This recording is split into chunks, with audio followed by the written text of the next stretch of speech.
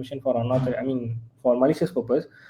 But அதே மாதிரி இன்னொரு பீஸ் ஆஃப் கோடு தான் அந்த ஒரு மால்வேரை வந்து டிடெக்ட் பண்ண போகுது. ஒரு மால்வேர் எப்படி வந்து டிடெக்ட் பண்ணுதுன்னா, பேக்ரவுண்ட் ரன்னிங் அப்ளிகேஷனை செக் பண்ணும், பேட்டரி யூசேஜ் செக் பண்ணும், நெட்ஒர்க்கில் போகிற டிராஃபிக் வந்து செக் பண்ணும். இது 3 தான். இது 3த்தையுமே வந்து நம்ம ஈஸியாக ப்ரிவென்ட் பண்ண முடியும், லைக் மேனிப்புலேட் பண்ண முடியும். நான் வேற ஒரு பர்பஸ்க்காக தான் சென்ட் பண்ணேன்னு சொல்லிட்டு அந்த மால்வேரை வந்து ரீடைரக்ட் பண்ண முடியும். ஸோ டெஃபினட்டாக மால்வேர் வந்து எப்பவுமே ஹெல்ப்ஃபுல்லாக இருக்காது. So the final question is AES encrypted data can be hacked?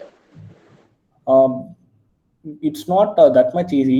Advance encryption system பொறுத்த வரைக்கும் நீங்கள் எத்தனை ரவுண்ட்ஸ் வந்து கீ வந்து ரவுண்ட் பண்ணி அந்த பிளாக்ஸ் வந்து ஸ்டோர் பண்ணுறதும் மேட்டர் இருக்குது. ஓகே, எல்லாமே ஹேக் ஆகிடுன்னு சொல்ல முடியாது, but it's possible. Because public key and private கீன்றப்போ ப்ரைவேட் கீ வந்து பார்த்தீங்கன்னா உங்களுக்கு என்கிரிப்ட் பண்ண இருக்கிறதுனால பப்ளிக் கீ வந்து பப்ளிக் கீ வந்து உங்களுக்கு என்கிரிப்ட் பண்ண இருக்கிறதுனால ப்ரைவேட் கீ வந்து உங்களுக்கு டீக்ரிப்ட் பண்ணும். So public கீயோட